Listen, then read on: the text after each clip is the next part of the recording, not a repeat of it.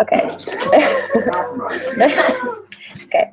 Hi, I'm Zuzu, a name I've always thought fits who I am pretty well. Fun, quirky, and original. But over the course of this year, my name, like the rest of my identity, has changed over and over. In Ecuador, I was Susu, because that was easier for my host family to pronounce. However, as the kids in our neighborhood liked to remind me, it sounded a lot like Shushu, the word for dog in Sufiki, the indigenous language. In Thailand, again, I was Susu. But I soon found out that Susu, it was slang for don't give up. And this became a mantra in itself, especially with the inevitable homesickness of being halfway around the world on Thanksgiving. When we got to India, I became Juju, thankfully, because I learned that in Hindi, Susu means pea. And when we were in South Africa, I tried to go by Susu once again, but that was too similar to Shosho, meaning goodbye in Xhosa, to be a name. I became Zuzu again, though not without frequent questioning as to why a white girl had such a Xhosa name. I learned to adjust my name and who I was, depending on which community I was living in, and I learned to embrace each new identity. During 6 months of traveling, living out of a backpack, many bucket showers, hand-washed clothes, and re-wearing all of the same outfits, we sometimes joke about being a real person, how much we didn't look like real people, how much we miss being a real person, how normal it would feel to be a real person again, and real person, of course, meaning wearing jeans and clean clothes, being in a city, showering in hot running water, wearing my hair down, having my phone, and having internet. But the irony was that while I was living in rural Ecuador, with no service for a shared Nokia, no Instagram captions, no continuous texting conversations, and no constant selfies, or a mirror for that matter, was the first time I had to be a real person.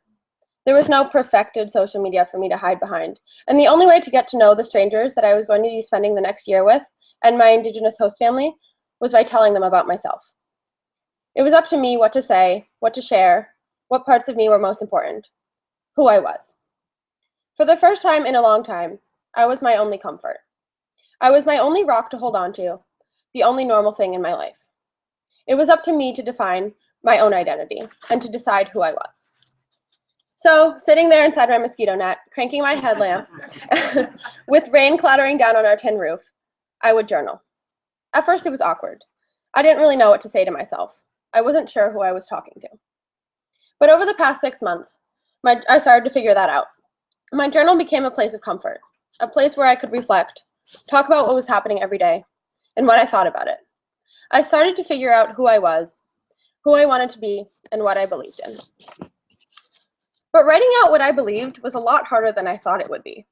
I mean, I had been so many places, had so many discussions, fallen asleep so many nights while journaling, and had learned so much. How could I not know what I believed?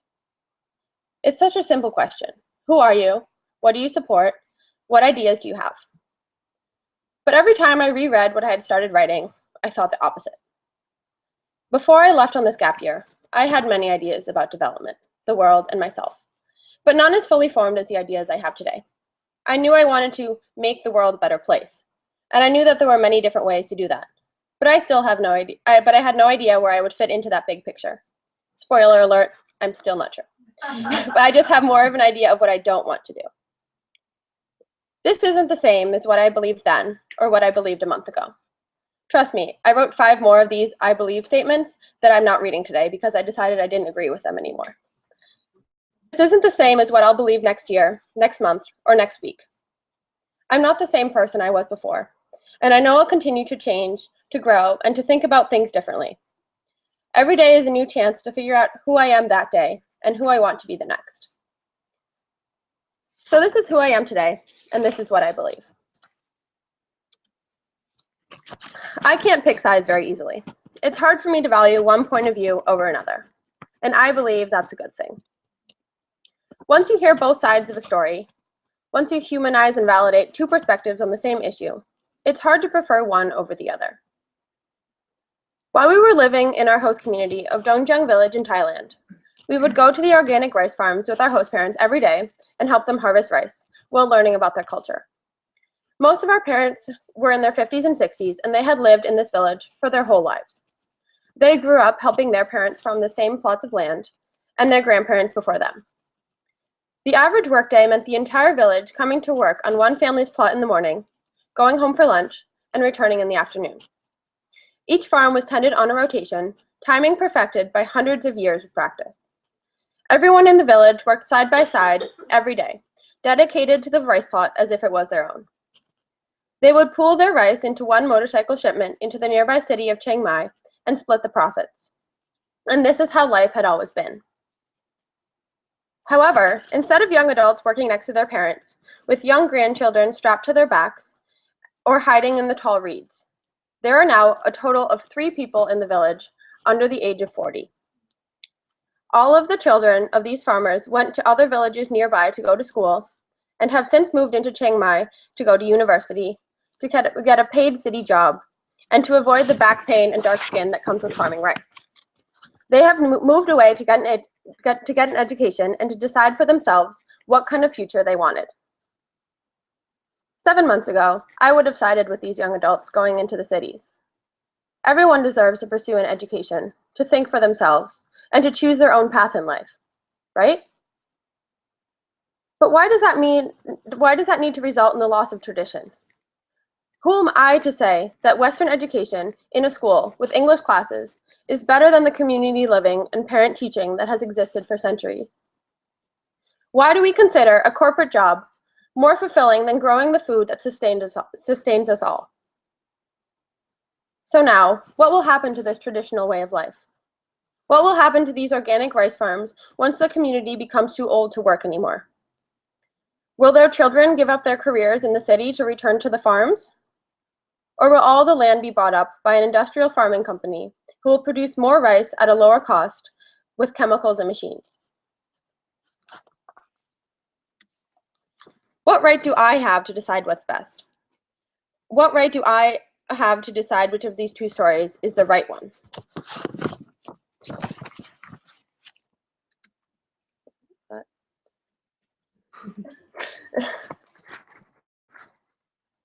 I believe that good intentions can't fix everything. In any context, of course, good intentions are a crucial component. When buying a present for your friend, giving advice, or helping your elderly neighbors, good intentions are your motivation. But good intentions can also mean feeling empathy for a homeless person living down the street from you, and then not helping them in any way. And of course, on the scale of global development. Good intentions mean you actually want to help, that you want to make a difference, and that you have the best interest in mind for the people you're going to develop. But you need more than just good intentions. Good intentions on their own don't mean anything. To have a lasting positive impact, you need communication, sustainability, mutual respect, cultural understanding, and useful skills to contribute. Without these, development can become an imperialistic agenda in which a powerful Western country makes decisions for their developing counterpart, assuming they know what's best for those with less international influence. When Mara and I came into our 4th grade class in India as volunteers, we had good intentions. We hoped to help our students learn English, to prioritize creativity, and to give individual help to students who needed it the most. But regardless of what we taught those 16 students during that month, we left no impact on the training of permanent teachers or the class curriculums. We couldn't speak Hindi with our students, and we didn't understand the nuances of Indian culture, and we had no qualifications to teach a group of students. The organization we were working with assumed that we would know what was best for the students to learn, and we had no contact with the teachers at our school. If volunteers are helping that school system, then that's damaging because it makes the system dependent on volunteers.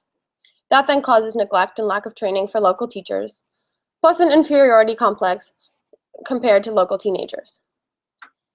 And if volunteers aren't helping the school system, that means this was all a waste of time and that the school would be better off without us.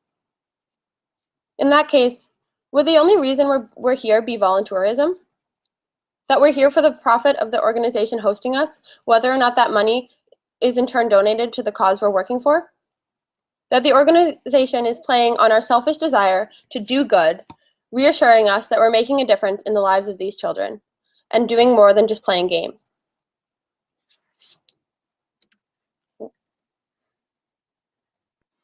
Why does development need to depend on the good intentions of foreign volunteers? Why does it need the approval of a developed country? Why do developed countries have the power over economic decisions in developing countries?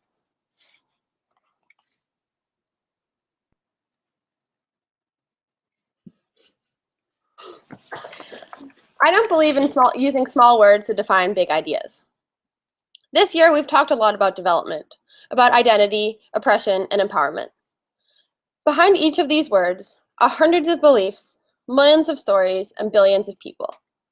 And I don't believe that those can all be encapsulated into such a small word. There is so much more complexity to each one that I've learned needs to be explained or acknowledged whenever they're used. So whenever I use the words developing, developed, or anything related to the two, it'll be in quotation marks. The binary of developed and developing divides the world into two categories that can never be regarded as equals. It implies that all developing countries face the same challenges and assumes that the goal of all countries is to become developed. It also glorifies developed countries and considers any undeveloped or developing country to be incomplete or unfulfilled until they reach equal economic status as developed countries. I also don't think that labeling Western countries as developed is an accurate description either. The term developed implies that it is finished, that there is no aspect of society that needs improvement. In the United States today, not everyone has the freedom of comfortable shelter, nutritious food, and clean drinking water, or the opportunity to be gainfully employed. The label of developed glosses over those issues and prioritizes progress of the wealthy classes over any attention to those living in poverty. I don't believe that the United States or any other Western country can be considered developed because they aren't finished. They shouldn't be idealized, and they shouldn't be the model for development.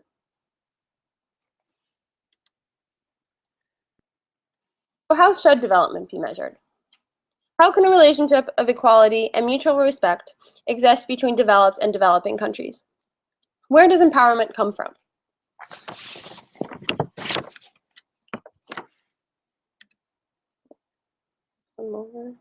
Sorry. I believe that I'll never be done learning. The more I live, the more I travel, and the more I study, the more I'll learn. Because I believe a lot more things. I believe that society can be oppressive. I believe that education comes in many different forms. I believe that environmental and economic sustainability should be equally important. I believe that there are many definitions of development. I believe that success doesn't need to be measured in terms of wealth. But in order to fully understand these other beliefs, I need more life experience. And the more I learn, the more questions I'll have. And I hope that I'll never be done questioning. So this isn't the final version of me. There's much more to come, and I'm excited to see what's next. Thank you.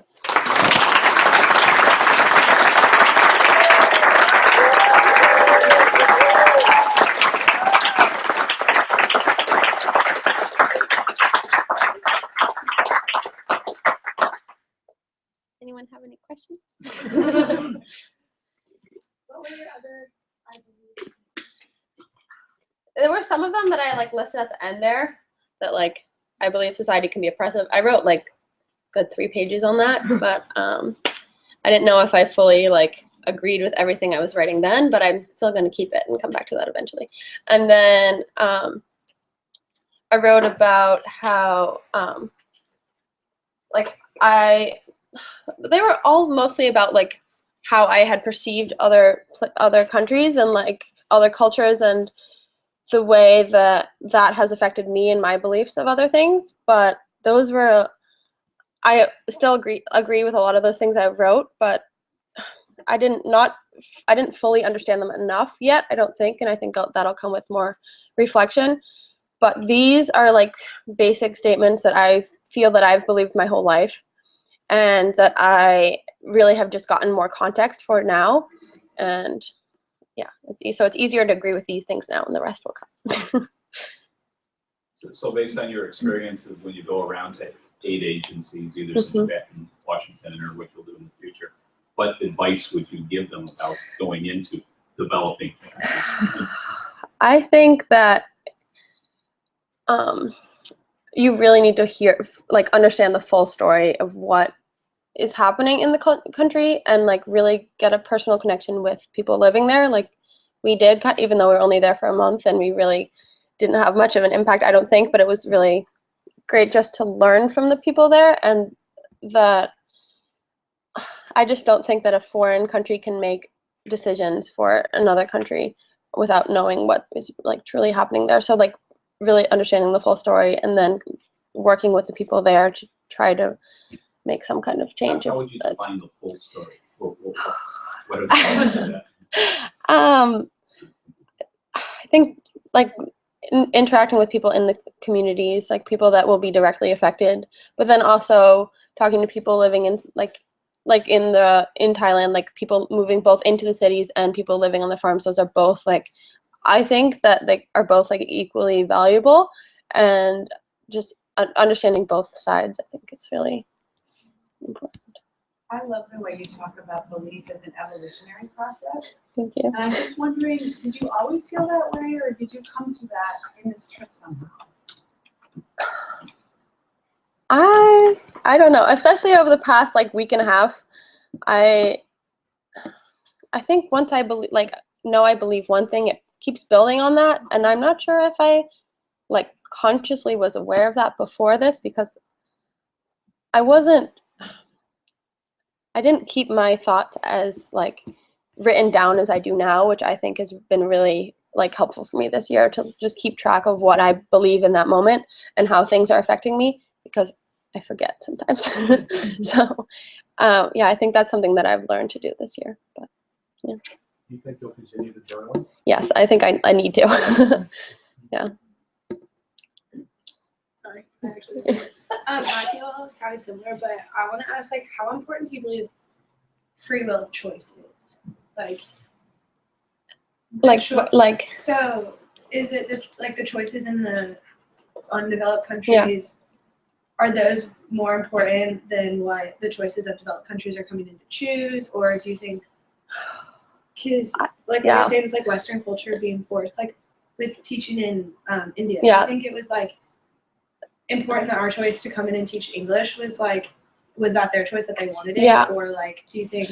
I've thought about that a lot too, like especially in India, like what right do I have to teach these children English? But like then also like what right do they have to not learn English? Like should they choose to learn, like do they have the choice to do something that like, yes, I struggle a lot with that, yes, it might seem oppressive that like a Western like teaching style is coming in and like taking over and like almost like dismissing the local language. But in order for these children to get like good jobs in the future, like a Western education is like super important. And so I think it really depends, and it's a really complicated question.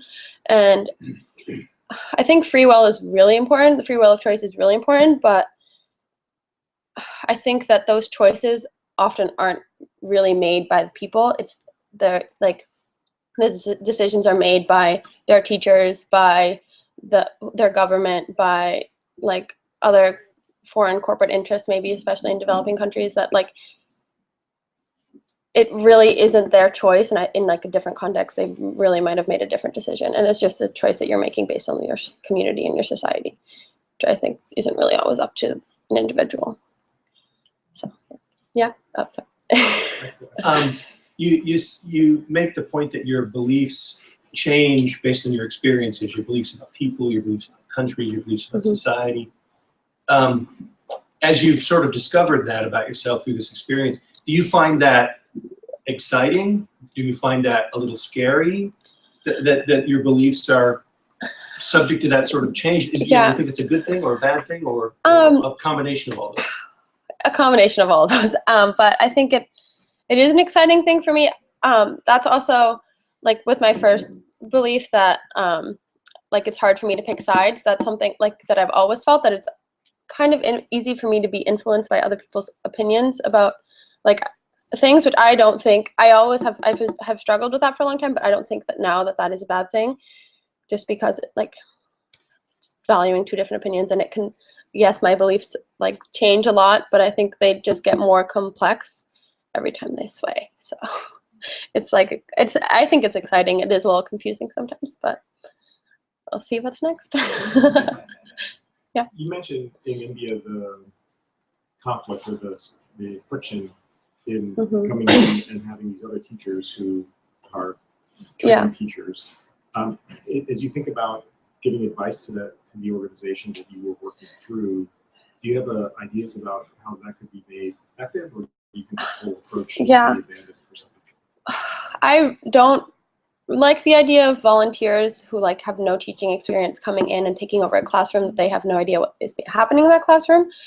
But I think that if like that volunteers can be used in a good way if it's just done differently, like closer connection with the school and being there for a longer period of time, I think, and me working with teachers to decide what is taught, or like at least observing first, because we really came in on our first day to a classroom of 16 kids sitting on the ground asking us, like just waiting, and we had no idea what they knew, how much English they knew, if they could understand anything we would say to them, and it was really hard. But I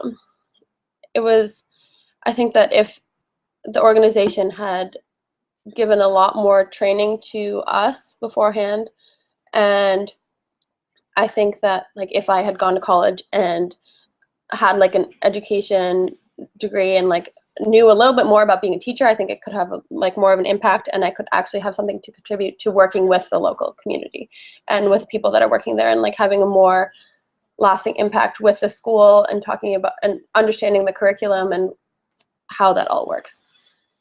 How did you communicate with the students? That's a good question. They understood some English. There was a lot of hand gestures. We would teach them English. We would write like vocabulary words on the board and draw a picture next to them. And they kind of got that sometimes. We would act stuff out a lot. We learned, like for math, we had to teach math through English, which was really hard for the kids, I think. But they knew the numbers in English. We also tried to learn the numbers in Hindi. We tried to learn like the words we were teaching them, but that was really hard also. And yeah, just lots of hand gestures and things like that. How old were they? 4th grade, so that's anywhere from 7 to 12. So yeah. Last question. Oh, sorry. Yeah. So what happens with those students now that you guys have moved on? I mean, do their regular teachers come in and teach them? Or That's a really good question. Volunteers come in? I think another group of volunteers will come to that school eventually. It's not like back to back though. They have a permanent teacher that we saw all of 2 times while we were there. And where does that teacher go when the volunteers are teaching you? I don't know. But she, like, I don't want to invalidate any of her like teaching abilities, but I know that she's like a lot of the teachers in our school were also like same age as us and had just were using this as like a side job to pay for their own college, which I thought was really interesting. So I don't know, that was just, I don't know what like they're very busy, and they also there's not a lot high pay for teachers in schools and things like that. So it's a bigger system that needs work also. It's not like I don't want to put any blame on the teachers, but it's really complicated. Thank you.